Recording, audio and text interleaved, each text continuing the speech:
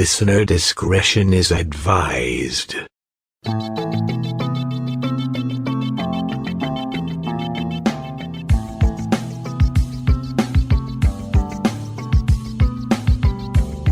True crime can be strangely fascinating. This true crime is odd, macabre, and haunted. I'm Diane, your guide into the shadows. Welcome to Phantasmal Crime. Gerard John Schaefer had been a Florida law enforcement officer. Police are some of our most trusted public servants.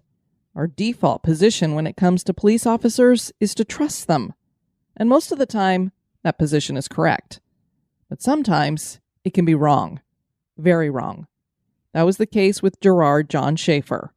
He was a prolific serial killer during the heyday of serial killers in the 1960s and 1970s.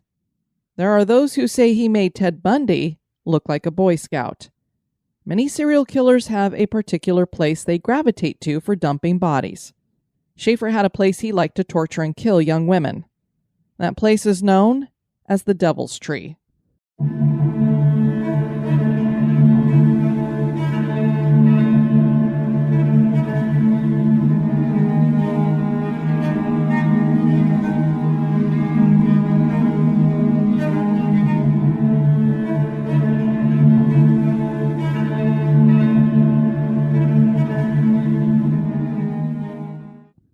Oak Hammock Park is a popular waterfront park in Port St. Lucie, Florida.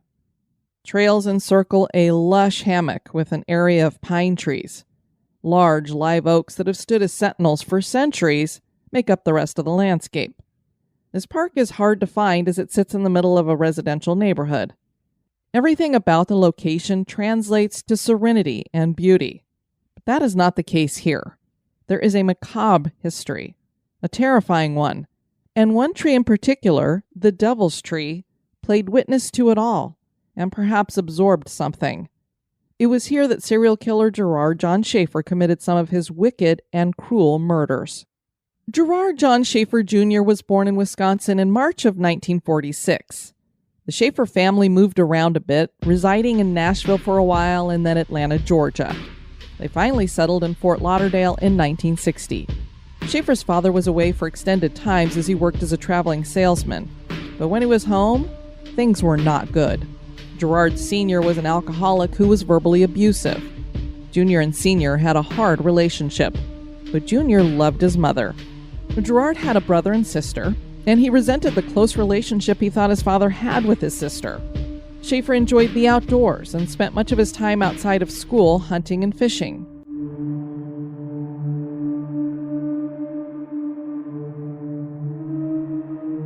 Where things went wrong is hard to say, but Schaefer followed the same path as so many serial killers.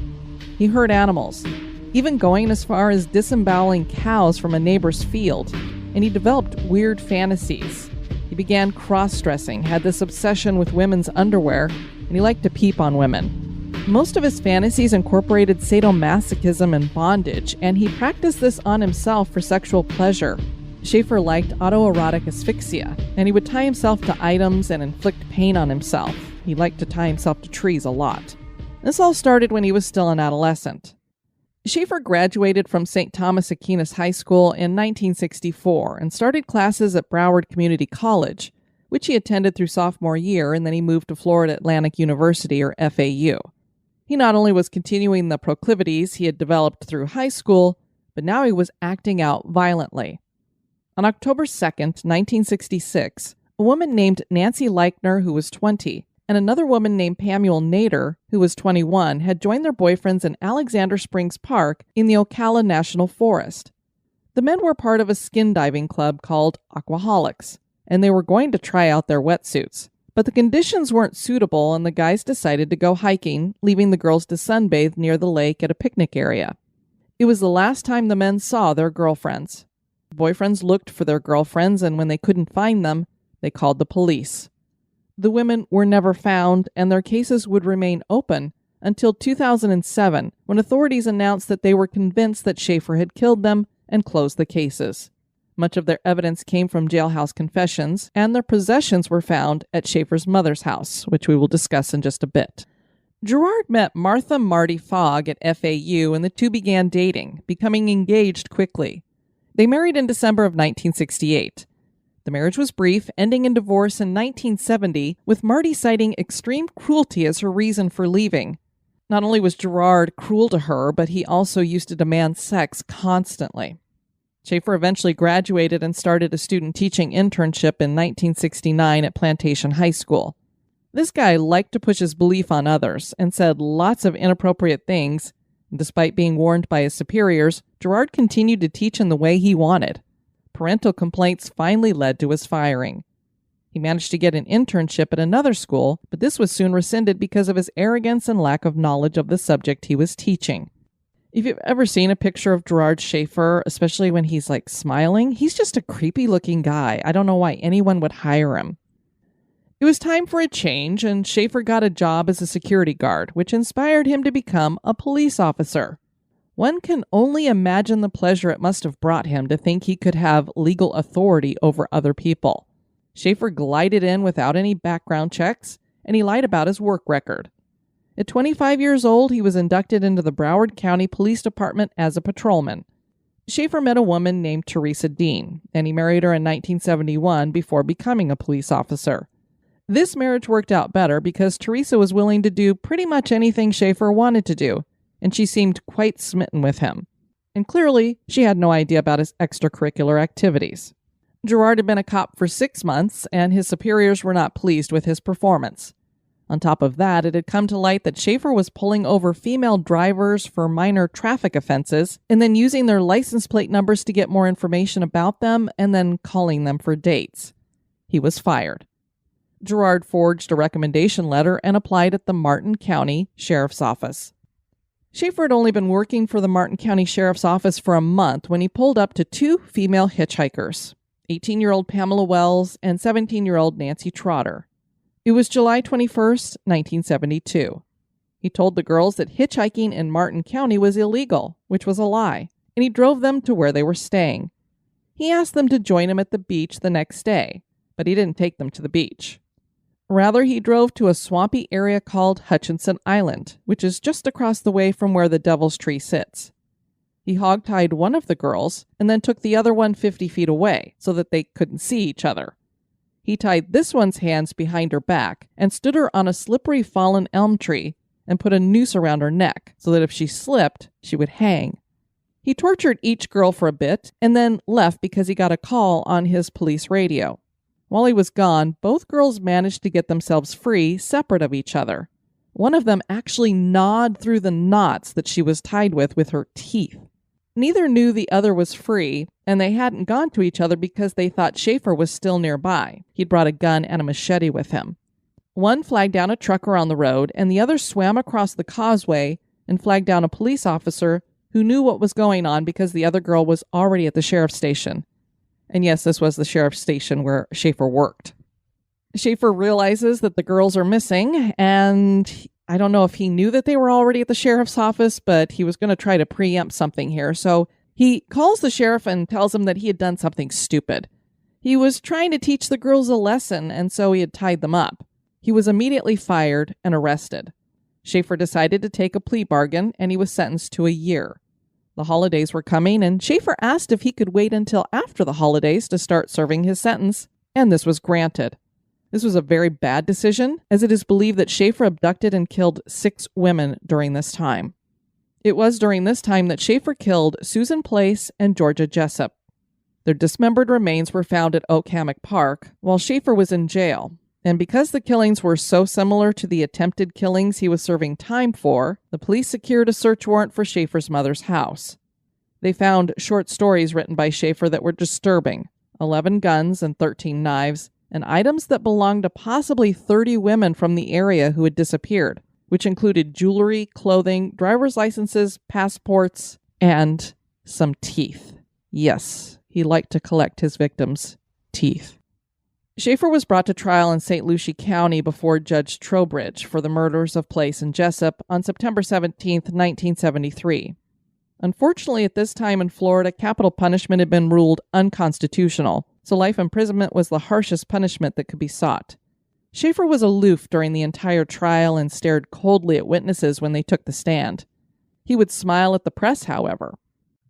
And now a little break for a word about one of our sponsors.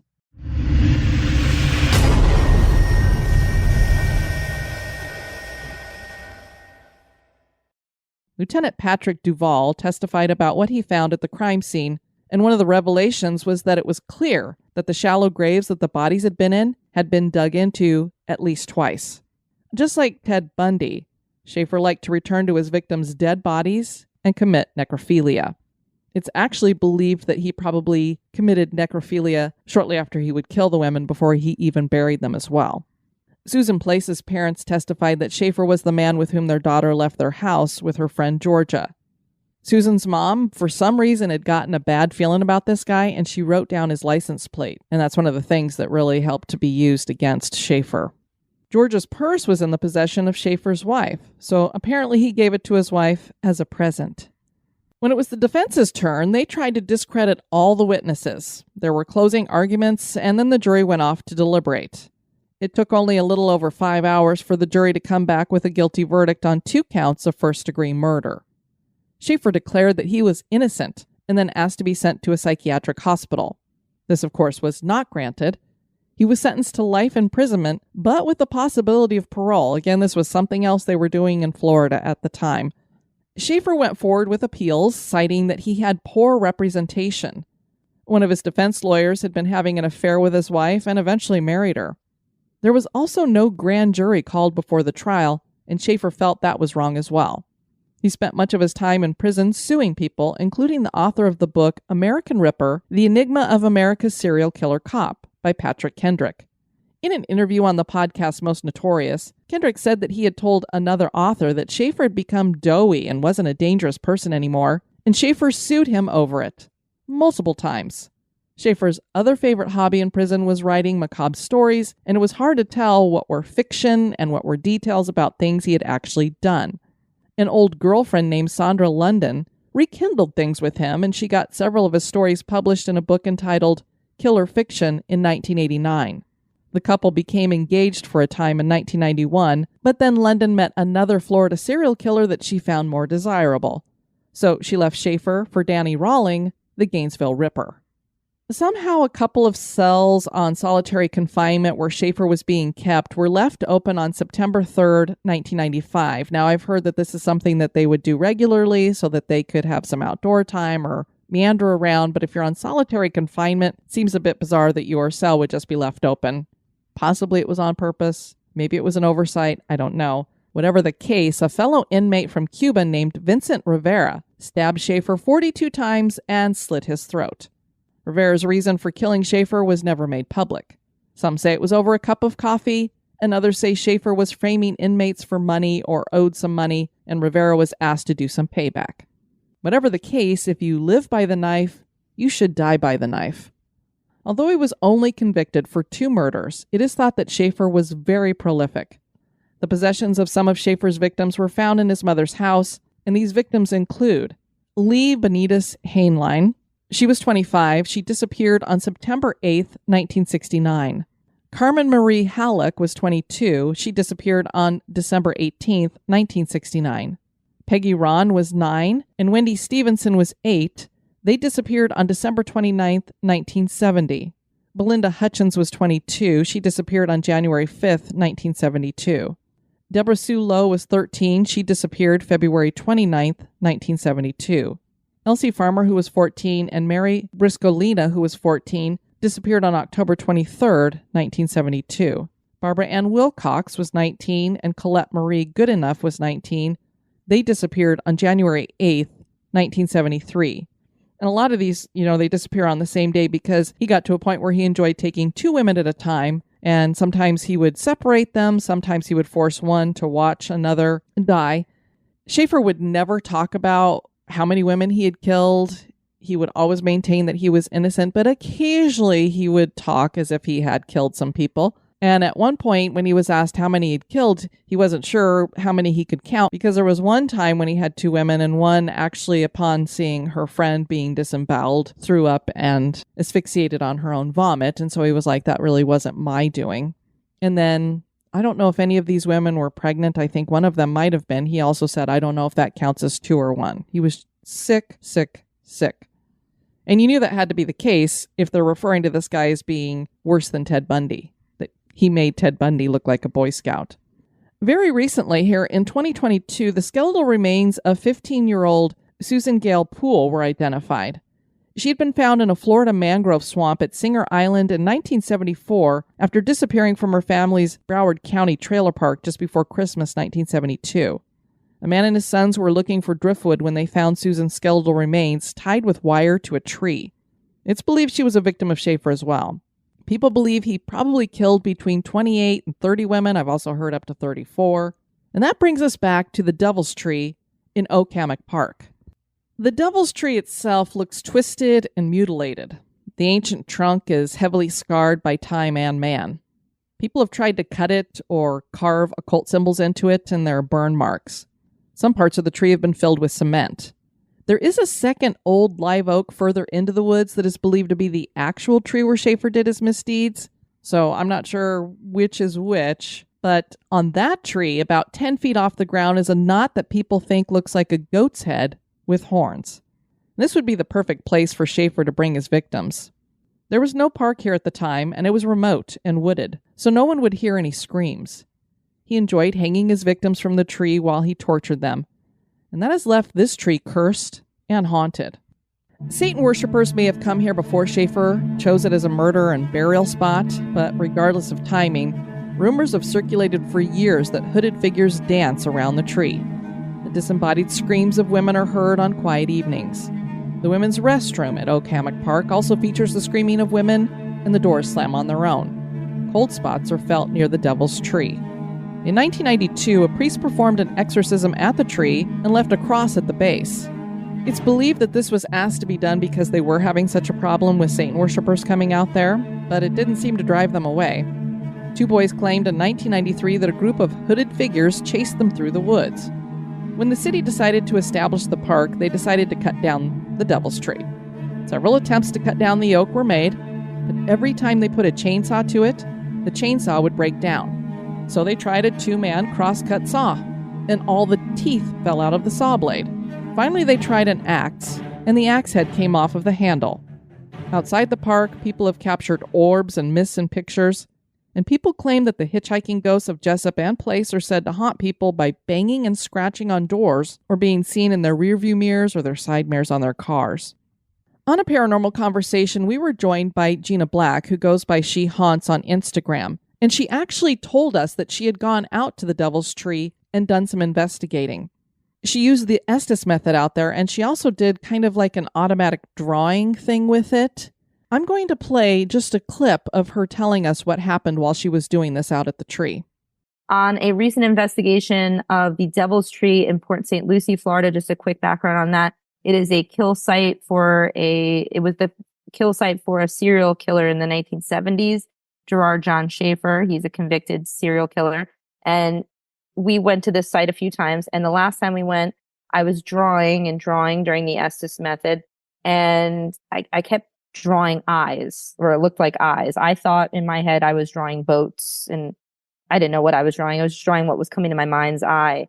And I didn't know this at the time, but the serial killer, when he was in prison, wrote a very disturbing poem about eyes, the eyes of his victims. And it was just a very eerie connection that I did not know. And one of the investigators on my team actually did the research on that. And she brought it to my attention. She said, hey, maybe these eyes are more than what we thought they were. I tried to see if I could find this poem, and I was unable to find the one talking about the eyes. But I did find this one that is entitled Georgia Peach, that was written by Schaefer. And I believe this one is talking about the Devil's Tree. Pretty Georgia, sweet peach, now you're rotting on the beach. Young girl fled from her home for parts unknown to find her head. Her letter said, now she's dead. And rotten, gone but not forgotten. By the family she tried to flee, running toward the killing tree, with Susie, addicted floozy. Sweet Georgia, pretty peach, dead and rotten on the beach, body naked on the sand, flesh destroyed by human hand. Were you hanging from the tree, or were you crying for your life, cut to pieces with the killer's knife? Pretty Georgia, do tell, scream your answers up from hell. These stories all could just be legend and ghost lore, but Gerard Schaefer clearly made the existence of monsters in this world very real. He came to the end he deserved. Unfortunately, we'll never know how many victims he really had, or where all of their resting places are located. If there's any justice for the victims, Schaefer himself is trapped in the Devil's Tree forever. Thanks so much for listening to History Goes Bumps, Phantasmal Crime. If you'd like to share with us a haunted crime that you've heard about, please write us at historygoesbump@gmail.com. I've been your host, Diane. Join me on the next episode for another trip through the shadows. This has been a production of History Goes Bump podcast.